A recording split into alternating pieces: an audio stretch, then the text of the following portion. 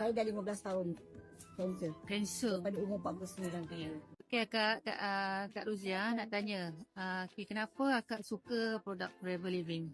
Nombor satunya, akak ni betul sakit kanser. Dulu, kita kanser ni, kita tak boleh makan ayam, tak boleh makan daging, tak boleh makan seafood.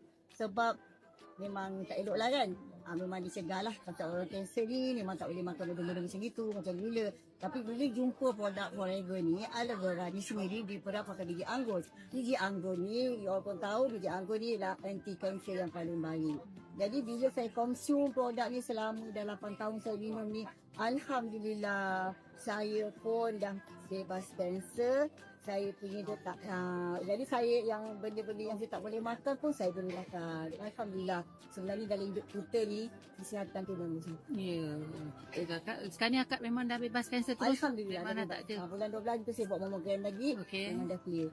Alhamdulillah. Kalau kita yakin kan Kak? InsyaAllah. Kita yakin sebab ni kita kena cakap. Allah tak suruh kita berserah. Allah suruh kita berisi. Tapi produk aloe vera ni selagi kita ada usus, ada salur darah, kena makan.